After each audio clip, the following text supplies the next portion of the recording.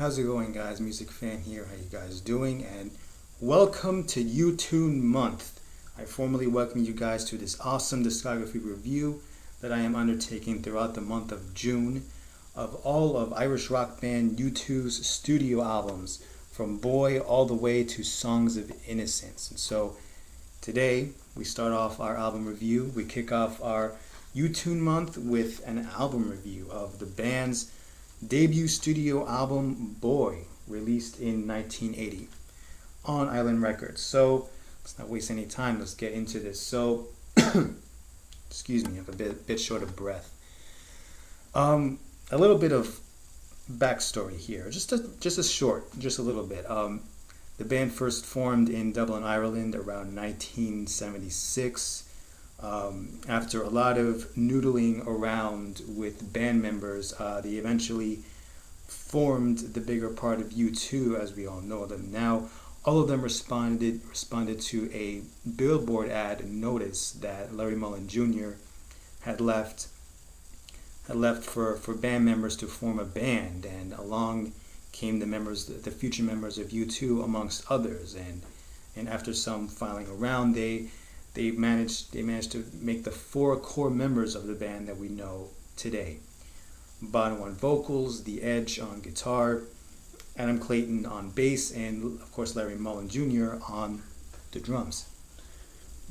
So after touring and after some live shows around over the years between 1976 and 1980, the band finally managed to make a record deal with Island Records. The band got Steve Lillywhite, producer Steve Lillywhite, into the studio with them to record their debut album. And here we have Boy, the album that starts off this incredible 39-year career worth of influential and inspiring music. So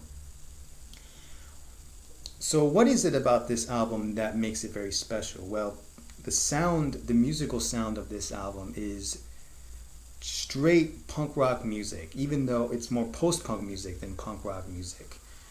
The sound of this album is just completely big, with just like, even from the onset of U2's debut studio album, they immediately go for the big gigantic statement. They tackle the big existential themes around this album, and musically is as big as well. Musically, they borrow textures from post-punk music, from the era of the late 70s, of where they grew up listening to bands like the Ramones, like the Sex Pistols, and the Clash. Each of these bands, amongst others, like really inform U2's formational palette. And here, Boy is where they present their influences from those bands, including post-punk bands like Joy Division. Like some of the other tracks here display a sense of brooding and a sense of gloominess. And although they're not as gloomy or as tortured as Joy Division, they tend to borrow a lot of Joy Division's brooding style, even though it's not as tortured, and put it into songs like Shadows and Tall Trees, tracks like The Ocean, that has this longing, this existential longing here.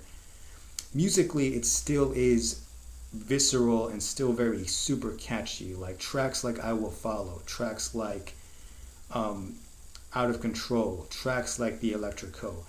These songs are really just bursting with big, giant, catchy, three-chord guitar post-punk music. And each of these tracks really uber a very anthemic quality. Each of these tracks can almost seem like anthems in a way. And with the rhythm section of Larry and Adam the bass and Larry the drummer, you really get a huge sense of pumping anthems, of really just driving rhythm, melodious rhythm section with these two members that really pulsate the band further. And the other thing that really makes this musical unique is the Edge's chiming echo guitar. You listen to tracks like I Will Follow, tracks like Another Time, Another Place, tracks like The Electrico. Edge really utilizes this sense of echo, that comes from his Gibson Explorer that he used at the time. And this really made U2 a very unique entity and prevented them from really becoming just another traditional post-punk band that really just fitted in with everyone else. Instead, the use of this chiming guitar, this echo guitar, really put U2 on a whole different stratosphere from all the other bands around this particular time. And it really made U2 a very unique entity. This echo sound also gave U2 a more pulsating drive, a pulsating energy with these tracks. Like again, listen to tracks like I Will Follow, the opener of this album, where it really has that pulsating energy drive of Edge's echo guitar. The pulsating energy of Larry and Adam, their rhythm section, and the emotional yearning, the singing wail of Bono. As inexperienced they are on here, they still exuberant a sense of energy, a sense of yearning, a sense of longing. And a track like I Will Follow really definitely encapsulate that. In my opinion, I think that song encapsulate what U2 is all about. And as far as lyrical themes are concerned, even at this stage and point at their career, at the foundations of their career, they always went for the big giant message. They always tried to tackle the existential themes of reality, like what does reality mean? What does this life mean? Where do I fit in the place of this reality? Like really questioning life in general and wanting to change one's life for oneself and life for everyone else around you. It has to be remembered that the lyrics are inspired by a lot of different things. It's inspired by religious tension going on in Ireland at that particular point in time, social tension, religious strife, and also a lot of heavy personal themes, really heavy personal themes that touch the lyrical writing on this album. Look at tracks like The Ocean, which Bono looks into himself and the wider world, wishing that he can contribute something to help change the world, to help change the environment that he and the other three members have inherited. And tracks like Shadows and Tall Trees, the final track, which really ends this album off on an exhilarating, dark, and yet still very energetic and heartfelt note. Really here, it really borrows from Lord of the Flies as an inspiration, as an influence. But this spells a yearning that this band was not like any other band. This band wanted to tackle the big themes. This band wanted to tackle the existential themes of reality, and that this band was not prepared to fall in line with the fashion trends of the day. This band was going to tackle the existential themes of reality, and they were going to do so with post-punk energy, with pulsating rhythm section, Edge's Echoplex guitar, and Bono's very yearning, impassioned singing, his vocal styles. And even though the band at this point is still very inexperienced, they still get their energy across. You can still feel the yearning, the energy, the wanting of wanting to be more than themselves. And also quickly of the lyrical aspect is that this tension between adolescence and adulthood, of one's maturity, and at some point even comes to terms, not even so much comes to terms, but even confronts mortality and death. Like I think of the track A Day Without Me, which is a song about the unfortunate suicide of Joy Division lead singer Ian Curtis, and relating that to himself, even though thank goodness he never did that with himself, but it still portrays to this tackling of really heavy life reality themes, and that this album is chock full of that lyrically.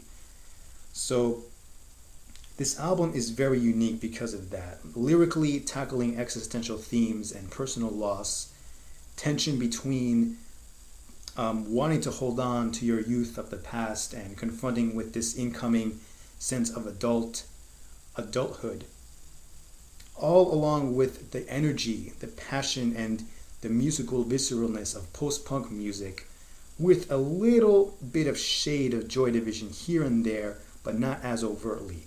And this album is greatly unique of that. This album is yearning, this album is energetic, this album is declarative, this album is full of just yearning, passion, and energy. This album is simply fantastic. It's simply amazing, energetic all the way through. And even though you may not even like some songs here and there, this album still keeps a compelling listen all the way up until Shadows and Tall Trees.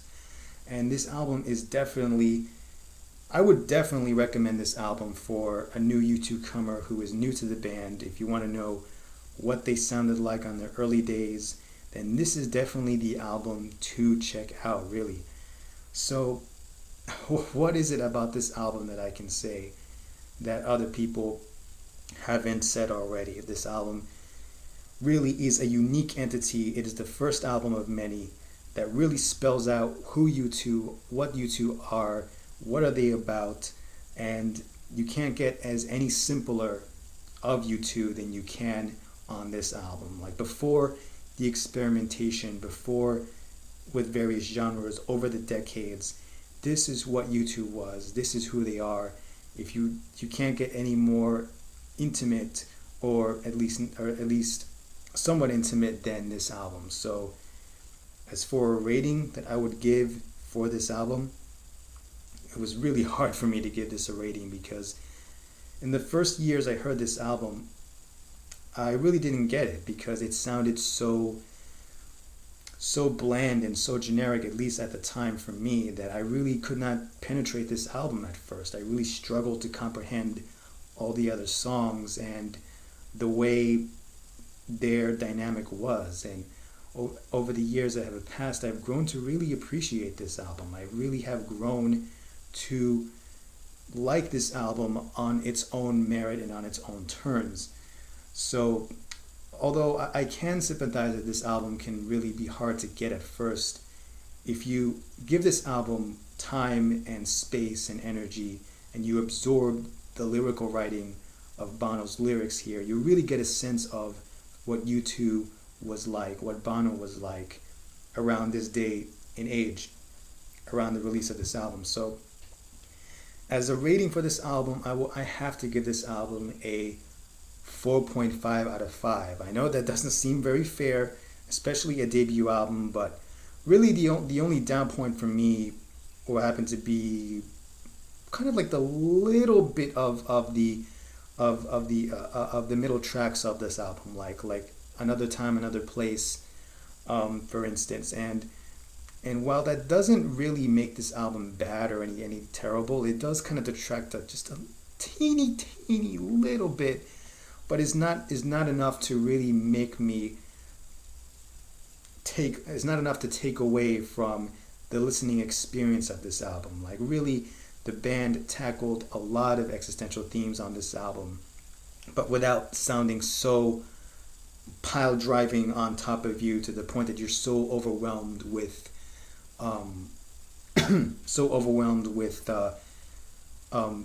too much existentialist worry here. So yeah, 4.5 out of 5 for this album. Even despite that rating, I still love this album. This album is still a fantastic debut studio album for a band that are still in their teen years at this point in their career. This is a fantastic, phenomenal album, really incredible. I urge you guys to really check this album out. I assure you, you will not be disappointed. And if you are, then we are going to have the next couple of albums coming up in the next couple of days, and really watch for that. Watch for these next album reviews. So 4.5 out of 5 for Boy. This is where everything starts with this album, and this is what a fantastic way to start. I cannot think of a better album to start a influential and inspiring discography review with. So I implore you guys, check this album out. Let it sink in with you. This is a very exciting, exhilarating debut studio album, and we start off U2une Month with this. So boy, U2une Month. Take care, guys. What do you think of this album? So what do you think of this album? Is it a good album? Is it a bad album? Do you like it? You don't like it? Rate, comment, and subscribe. And that's pretty much it of this first installation of U2une Month. So U2, boy, Mr. Music Fan, I will see you guys on the next album review. And I hope you guys enjoy this review. Take care, and I will see you later. Bye.